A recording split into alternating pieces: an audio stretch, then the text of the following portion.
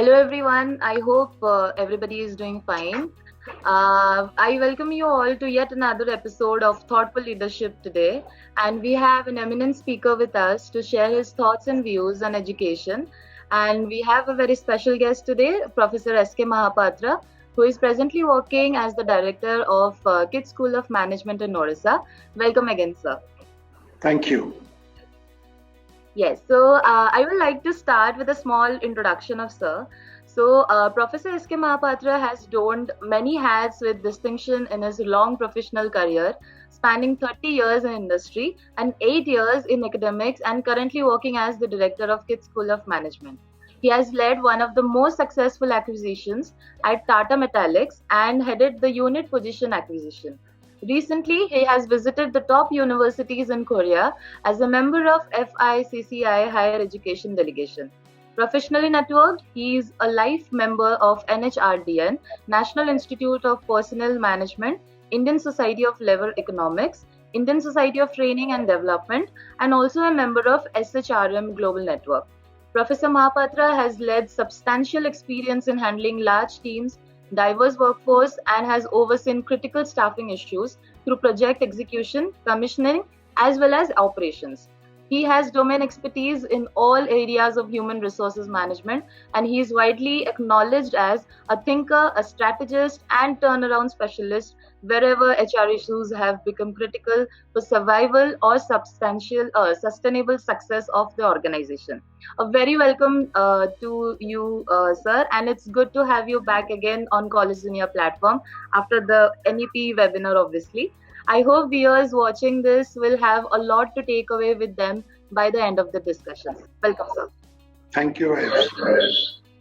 Yeah, so starting with the interview, my first question to you, sir, is that, sir, working in academics, I guess since the past 8 years, you are into academics. So could you please tell us about your experience in the education industry and what makes this industry the best industry to be associated with? Oh, yes. Education is my first love. In fact, not many people know the first year of my career was a lecturer. And in the middle of my career, I was there, a professor at Xavier Institute of Management, Bhubaneswar. And this is the last innings that I have come back to academics. So that indicates how much passion I have for academics. And there is a reason also. For me, society first. We need to place the society before ourselves. And the best way to serve the society is through education. There is no other vocation which can actually do so much of benefit to the society than training the younger generation for the future. So that's why I'm here.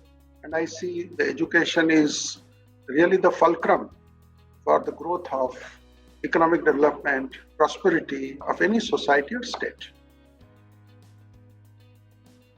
Yes, sir. Thank you, sir, because we have already heard you in NEP and the thing that the knowledge that you have given all the viewers previously as well about education industry, that was actually profound. So moving to the next question, sir, I wanted to know, being the director of KIIT School of Management, what is your philosophy of leadership? How would you describe your leadership style? See, my style will be visible to people who are around me. Okay. However, if I have to say, if you ask me what kind of thing I consciously practice, I can only talk about that. But how it is perceived by others, it is up to them. I will not have, only posterity will tell what happened. Because I have seen many places, I have worked with many teams. So one of the first thing I have learned is collaborative. So my leadership style, if I have to define, I always believe in collaboration, teamwork, networking, trying to harness the strengths of people and not to get bogged down with any fixed team. Like whenever I change my job, I have never carried a team, a single person from the old team to the new team. I've always loved to build new teams out of whatever is existing given to me. Okay? So it's collaborative, if you have to put it in one word, and it's also to some extent compassionate. I believe that everybody should be given the time and the space for their own development, and people come with different kinds of background. One need to understand people very well. So when I came here, I spent 45 minutes individually with each and every faculty, and considerable time with each and every staff separately to understand what are they as persons, as individuals, what are their interests, what are their family situation. So that investment of time has helped me very well to very quickly, bond with this entire team here. In management literature, they say that situational leadership is what matters, right? Like you might have heard that given a situation, a leader emerges, right? But people who start as managers, or we are kind of appointed leaders. We are not leaders who are in the public domain, right? We are not elected leaders, so we are appointed leaders. So somebody has trusted leadership position with us. So we need to live up to that trust. So we need to understand very clearly what's the vision of that organization, and what's the mission of that organization. And we have to connect the entire organization, whoever is working with us, under us, to that vision, to that mission. I think that is the supreme task of leadership. And that's what I have been doing all along, wherever I have worked, all along. And to do that, I have discovered that the collaborative approach, the compassionate approach, the understanding approach, these kind of things help. Okay? Sure, sir, sure. So, moving to the next question. So, we have seen the growth of KIIT University as a whole.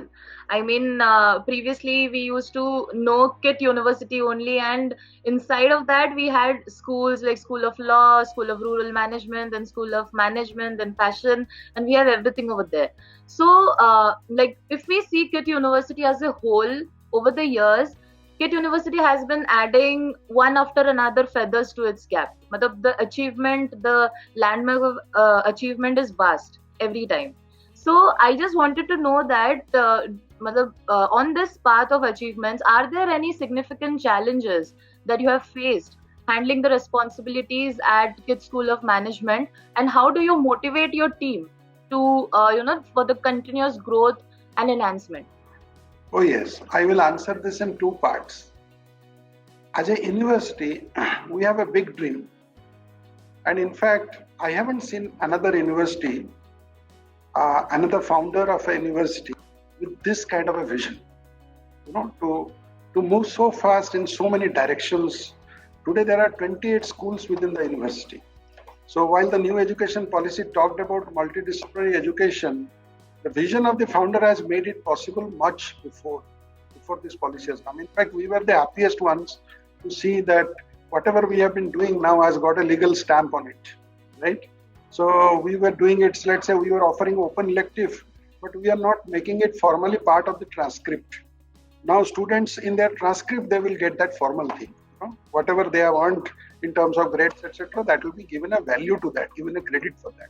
But they were taking it voluntarily, Coming to our, the challenges, when you have a big dream, let's say currently our dream is to be the top 200 universities in the world, and as an individual at a business school, my dream is also that our institute should become, our business school should also become part of top 200 of the global, business schools. Now, somebody may say it is audacious at this stage to think of that. But I have seen, whenever I look at our founder and when I look at our university, when he started the process, when he started from a 2-bedroom house, this whole university with a few schools, a few students, and very, very paltry amount with him, and thinking that it will become a self-financing institute. At that time, it appeared that this is a kind of impossible thing. But look where we are today, and that gives us the strength that any vision we set out to achieve, we will be able to achieve. And we have set a date. 2025, I want all the viewers to watch. By 2025, if KIIT School of Management is featuring among top 200 global business schools. Okay? And whatever it takes, we are doing it. Whatever it takes. So our faculties have not taken a moment's rest when the corona pandemic happened. In fact, you ask any faculty separately, they will tell you they are working double than what they were working earlier. Because there was a challenge. Though we were all tech-savvy people, in our university, fortunately, everybody knew technology. They could switch over to online quickly. We, without losing a single day, we could do everything on schedule. Our university results have come out on schedule. Our admissions are also. Why so many people will have faith to take admission in an online environment and start their education? Think about it. I mean, the class is overflowing. Why it happened? It happened because people have faith in the university, that this university is a go-getter. Once they say something, they will do something. And it is anything you achieve, it is because of the people you have, the staff we have, the administrative staff we have. There is nobody coming to the campus. I mean, not so many students. There are no students in the campus. And yet, if you go around our campus, you will see what commitment, what dedication the persons are mowing the lawn, cleaning the roads, keeping the classrooms clean, while nobody is supervising them. They can as well cheat. If they decide then not to do or skip work in a day, they can do that. While nobody is supervising them, but they do. I come every day to the office just to thank them for whatever they do. Nothing else I have to do, and that matters to them. I don't go and tell them you did not do this here, I did not do that. Why don't you clean up that place or clean up that place? I don't have to tell that. They know. So this university, this institution, this business school, everything has become what it is because of the founder's vision and the people who are in. Even if before coming to this place, people have worked in other organizations, right? I always say culture, a organizational culture that impacts people from outside also. When a person comes to this organization, he is bound to get influenced by the internal culture of this organization. He is bound to nobody. I have never asked any faculty to do any overwork, to do any extra work, right? But you see, our all 7 days, 5 days are for the purpose of teaching. See, if any Saturday our students are free, if any Sunday our students are free. In fact, I keep getting letters from students and parents that we have to spend 10 hours online every day. And it's causing, now people are talking about I am looking at solutions, medical solutions, what to advise them, so that they are having this strain on their eye, their strain. But there is no escape. I keep on telling them that when times are tough, the tough gets going, the old adage is there. So the only job is to keep motivating people. Right now, during last 6 months, my job is only to standing by them, supporting them, telling them I am very much with you. And also, if I am expecting or people are working more, maybe they are also seeing that I also work for 10 hours, 12 hours. They are also seeing. And I am seeing our founder is working for 18 hours, right? They're non-stop. Many people might be thinking that they might be relaxing. I know for sure there are places, there are people that are thinking that we take a 1 year break and after the pandemic goes, we'll come back. But we have not thought of that. And we are sure when we come back, when actually everything gets to normal, our ranking today, it may be somewhere around 1,000, okay? It would have already gone to 500, only because what we have done during this period. When next year somebody will come and review, they will see very few institutions could have done what we have done during this period. It was a great opportunity for us, to leapfrog in all parameters. And that's what I think we have done. We are very proud of that, okay? Apart from motivating all your staffs and students, what are the other USPs of the curriculum of the college that you want to share so that the students would know that yes, these are the things that makes KIIT School of University, KIIT School of Management stand out?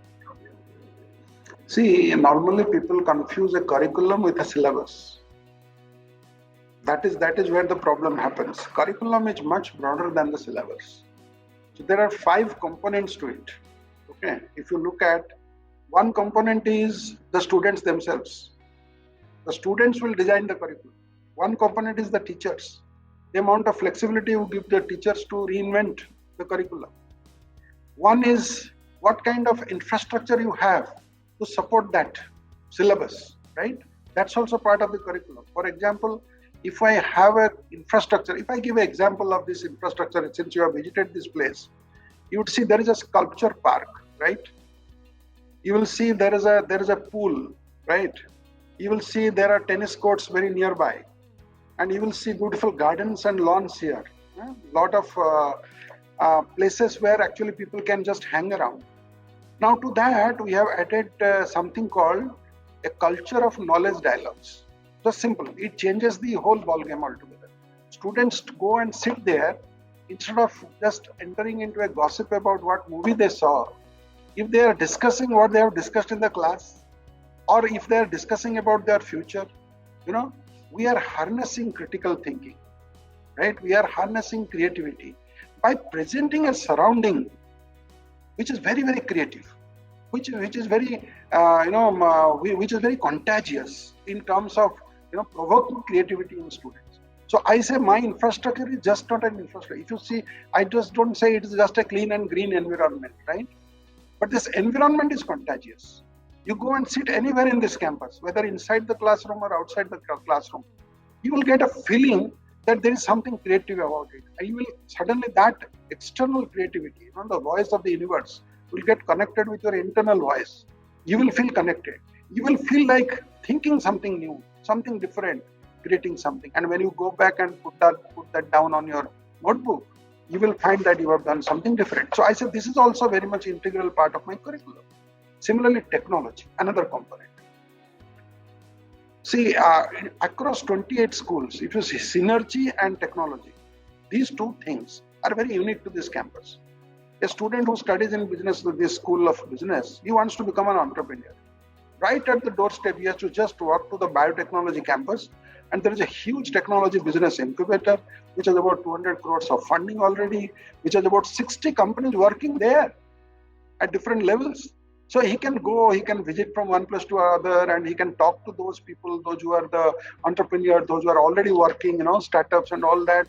Then he gets motivated about that. He wants to go to attend some classes there, because always classes are also happening. He can go there. Plus, in our business school also, there are lectures on entrepreneurship. See, when he combines both the things, he hears the lecture in the classroom, and he just walks down to the TBI and sees there, or he goes into a simulation lab of the School of Computer Engineering, okay? And he goes, there are a lot of practice labs you might have heard. Companies have set up their own labs here. Siemens have set up their own lab. iRadius have set up their own lab. And so if they go and see, actually these are incubations live in a university campus, right? So this is also part of the integral curriculum. If he goes to the School of Humanities, he will hear great lectures, on subjects pertaining to society, right? If he wants to walk across the road and go to the KIIT University campus, KIIT School campus, and spend a day, maybe a Sunday, with the students, those tribal students, thousands of them, just spends time with them, talks to them, one of them, and then he will understand that what kind of a vision, what kind of a aspiration a small child has from the tribal hinterland, and then he will think, comes back to the sculpture park, sits here and thinks, what can I do for that child? Those kind of thinking. These are also part of our curriculum. So what more I can go on and on about the uniqueness of our curriculum, but I say, please distinguish, curriculum is not syllabus. It is much more than syllabus. It is syllabus plus, and it consists of living and non-living things. Many people confuse that it's just the library, it is how we have drawn our syllabus. Of course, we have drawn our syllabus the way others do it. Like, we have very great people from, former IIM professors who are members of our academic body. They advise us about the contemporaneous of our syllabus and all that, whether we are up to date or not. But more than that, the practice, the emotion that comes into it, the motivation that comes to become a go-getter in life, that's what we actually bring in our curriculum. Okay? Thank you so much. Actually very vast, the complete knowledge about the KIIT university that you have provided us. I have personally visited KSOM, and every time I visit there, I see students doing some or other activity. So you have exhibition and all functions going on every time that I have seen over there. So I just wanted to know that the students, how they are always active, and how do you look to build a healthy relationship with all the students? See, students are essentially, they have the gene of creativity. You have to always give them a task which will actually provoke them. I'll give you one example. Every year, Ayushi, every year we used to hold 4 conclaves here, right? One HR conclave, one finance conclave, one marketing conclave, and one maybe IT related or something else we do. Apart from that, the annual cultural fests, which is Colosseum and Curiosity. If I count this, so it is working out practically one big event every 2 months, right?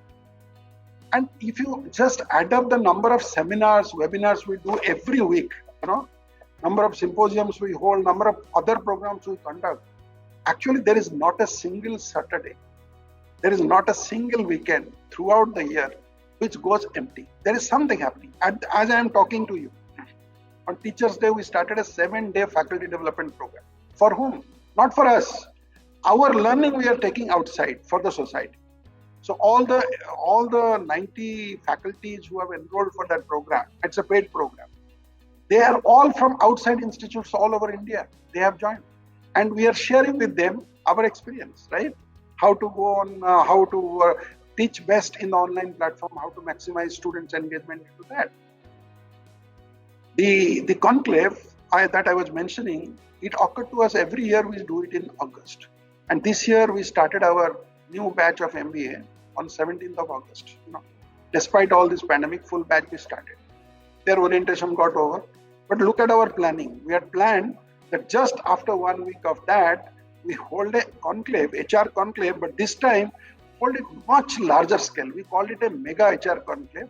And we thought for the first time to invite 9 schools together for taking part in this conclave. So School of Mechanical Engineering, School of Electrical Engineering, School of Computer Engineering, School of Biotechnology, School of Law, School of Rural Management, School of Electronics, all of them together, we did it, and our School of Management was the hub, right? Because we conceptualized it, designed it, and we made it happen, right? And it was a 2-day event, and it's all there in the media. 200 speakers from all over the world. There were 17 countries which participated in this. Now, in normal time, HR conclave, it was a logistics nightmare if you would have organized this, right? And when students were thinking, or some people might be thinking, parents might be thinking, this year, because of the pandemic, KSO may not have the conclave. And see, just they join the campus on 17th, and then they see that on 28th and 29th, this huge conclave, their senior batch students, obviously it could not happen only with the faculty. All the students of the senior batch, they were properly tuned to this because they have seen the campus last year. Aspirations are like that, and it became a success. And you organize one event, the process starts 2 months before, and the process ends 1 month later, because there is a closure to every event. So while we are preparing, so right now the planning has started for the other 3 conclaves, right? The marketing one, the IT one, and all this will happen, but in the new environment, using the technology and those kind of stuff. So that is how our students stay completely glued, completely engaged. They don't get any time. I do not say that I don't give them free time, but they love to be part of all these events. In fact, we continuously look for new ideas from them. Most of the ideas come from the students themselves. They themselves bring this idea that let us do it this way, let us do it that way, and we try. We have to just see, my job is very simple. My faculty and my students, the more creative they are, I have to only say yes. I love to say yes, right? They bring up proposals to my table and I have to just say yes. I am very lucky that way. Sir, moving on to our next question, I wanted to ask you that being an important dignitary of KIIT School of Management, how do you look at the growth of students through placement opportunities available, and how do you wish to push the envelope further? See, first I want to conceptually answer this. We believe placement is a byproduct of many things, right? Primarily 2 things. Primarily, what we do with the students, what we teach them, how we teach them, how we nurture the spirit in them to become a successful person. This is on one side. The other side is what kind of relationship we keep with corporates. You have heard that corporate and academic interaction, this is a problem with many people. But at KIIT University, fortunately, from day one, our founder realized that. So he had set out this task from the very beginning, that you will have to draw your syllabus, you will have to draw your activities and everything along with the corporates. So you will see there is heavy participation of the corporates from all over the country. Even now global participation is also happening in all our activity designs. Every academic council, every governing board, if you see in any school, you will find half of them are corporate people, right? Any event we are holding in the campus, there are corporate people there, right? And particularly if I talk about KIIT School of Management, I have a flagship program which is called mentoring program, which is called Confident. Every new batch of students, when they come in, within 1 month, we make them, we find a mentor for 10 students, one corporate mentor. So what we do is we connect with people and they come and they spend one full day with those students, right? So one is a general address of all those mentors. Those, let's say, if you have 300 students, so you have 30 mentors. So all the 30 people from the corporate, they will address them together once. There is a very brief opening thing which I do. And then there are breakout sessions. So every mentor takes 10 mentees and goes into a different counseling mode. Now from that day onwards for 2 years, that student knows he has a corporate mentor, right? He has the phone number of that person, he has the email ID of that person, and that kind of. Apart from that, we have faculty mentors also. Like any business school, we also have the faculty mentor. So every student knows there is a faculty mentor for that student and there is a corporate mentor for that student. That's the minimum, that's the starting point. And then as we conduct different conclaves, different events, different seminars, different webinars and things like that, the student, depending on his or her own area of interest, start building up their relations with that particular corporate. So the student, by the time he passes out or she passes out from this institute, would be personally having on her or his mobile phone 100 names. 100 names. And out of that, at least 20, 30 people with whom that person is already in touch on a regular basis. So do you think that that those kind of students will have problems in placement? And every year, you know that the envelope is being pushed, and we are creating new records, and it is not by inches but by miles. Every year it is happening. Particularly last 5 years, it has been a very, very steady jump, steady progress. Because as more and more people are coming to know about our university, there is always one thing.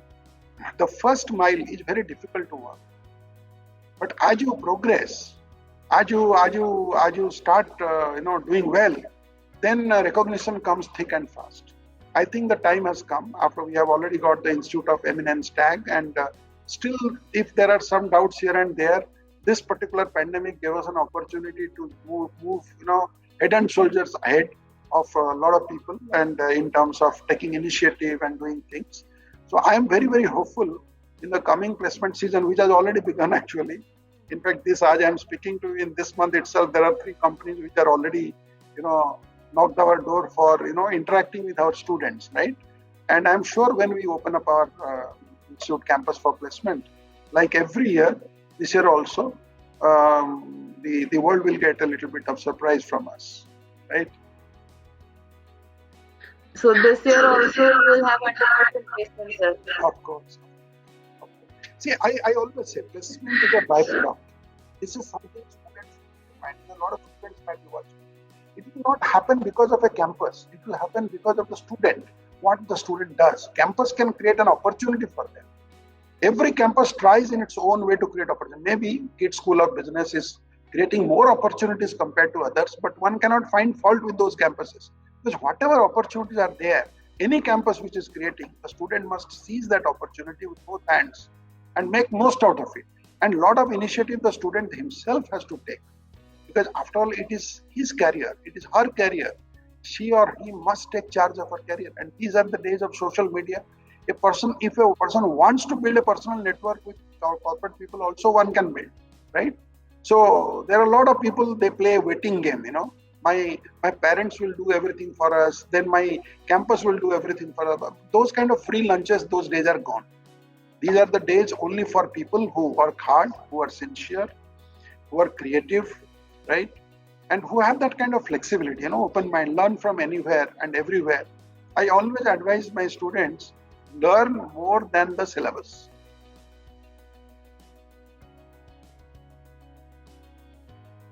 Yes, being independent is one thing that you have to do, even for everybody. It's not only the students who are studying currently. It's for everybody. Building connections and being independent is it should be the one goal that everybody should have in their life, the one mission. And sir, moving towards the next question, you have already answered this question. That what goals do you have in your mind for KIIT School of Management in the next few years? I mean, you can say by the time we reach 2025, what are your plans? See, this is something I don't leave to any chances. Just before the pandemic, I had a workshop which with all my faculties, which I conducted myself around this vision of becoming global 200, and we are reviewing where we are in terms of what we had set out to do, and we will be relentless in the pursuit of that vision. It's a dream. The path has been co-created by my faculty. So only we have laid out the vision, and the faculties have charted out the path, how we are going to get there, and we are relentless on that. And some of the glimpses I have given you, like you saw a normal HR conclave becoming a mega global HR conclave. You saw that, right? So there are many more surprises will come.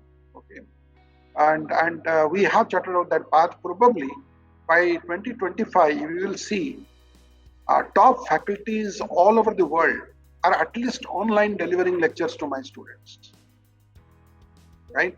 So we have started that relationship building. This was part of that plan. In fact, so many people think, has pandemic changed anything? No, pandemic has only accelerated things, and it has given us a bigger hope because the competition, now it is between very few. Earlier, you always knew that people you have to compete with a large segment of business schools, but now we know we have to compete only with techno-savvy business schools because technology is the force multiplier. We have been doing the same thing. We have been trying to do faster. We have been trying to use technology, and there is no other way you can become a global 200 unless you integrate yourself completely with the global system, right? So, sir, while we are going towards the end of this discussion, I would like you to give any suggestions that you have to the current youth and aspiring students. I want to tell them your suggestions. I want to tell them I have great faith in you all. The millennials, the current generation, I have great faith. I trust you more than probably you trust yourself. So I want them to believe in themselves. I want them to understand there are no easy path and there are no free lunches. They have to work hard. Nothing comes easy in life. And they should not work for money. They should work for a reputation. They should work for a character trait by which they will be known, to the society. When they grow up, and they should have a nice story to tell their grandchildren, if at all they will have grandchildren. Their grandchild will ask them this question: what did you do in your life? And when they narrate that story, they should be very proud of themselves. That day, if they remember these few things, they cannot fail. It's a fail-proof formula. Fail-proof formula. Always remembering these questions. Every night before you go to bed, ask yourself, what did I learn more? Because tomorrow's path is lifelong learning. Don't ask any other question. Don't ask how much money I have stashed in my bank today. Just ask, what is that I have added to my knowledge today? If this question a student is asking every day, it is a fail-proof formula. And be compassionate. You understand, after all, the values of society. After you have achieved everything for yourself, that day you will realize that how important it is to keep relationship with people, to be compassionate, to do things for others. We are fortunate because we see a living inspiration every day moving around in our campus, right? A person in a very simple dress and a chappal, he keeps on moving around the campus and doing things, treats everybody equally, whether you are a director or you are a peon, everybody knows by name and treats them equally, pats the back of people and keeps on inspiring people. And what kind of miracle has happened, everybody has seen. We are fortunate because we are having a living inspiration moving around. You may not, but find out your inspiration. There are so many people in this world. Find a person who will be your role model. If you have not chosen one, fix up your role model and try at least following the person's path, read the person's biography, try to follow that path. God willing, you will reach somewhere closer to that goal. Thank you, IFC. I think it's a great opportunity you gave me to speak to the the new generation. So most of the audience will be probably students, right? Our university is a miracle in many sense. And currently, it has the best sports infrastructure in the whole country, in any university which has. You name a sports, whether it's hockey or it's cricket or it's volleyball or it is tennis or it is basketball, you name any game, you will find international class, Olympic class stadiums here, both indoor and outdoor. And the last Hello India Games for the university, which was hosted here, the athletes have seen this and they were all mesmerized. They were all surprised that in a place like this, a university can have this quality of infrastructure, sports infrastructure. We give lot of focus on holistic development of people. Integral education. That's why 28 schools are there in this 400-acre campus. That's why there is a compassionate university which is sitting right next. Every student who walks into this campus is bound to carry a feeling of doing something for the society. So all of you are welcome to visit our website, and there are virtual tours as IUC mentioned. Take a look at that, read literature about us, about our people, and when the pandemic gets over, I'll expect people should come and visit this university just for the sake of seeing a university, and how people are there, how they work, and how simple they are. That's important to see, right? I believe the more you achieve, the more humble you become, the more simple you become. Thank you, IFC. Thank you. So thank you so much, sir, for all the thoughts and views on education that you have shared with us today. And it's always an honor and a privilege to have you on our platform. I hope all the viewers, especially the students watching this, got a lot of insights about KZOM. And for more information, you can visit Collegedunia's microsite of KZOM, which we have already updated. Or else you can directly go to KZOM's website and know further. So thank you, sir. Thank you so much for being a part of the thoughtful leadership on Collegedunia portal, and I hope to see you soon again. Thank you, IFC. I'm looking forward to it.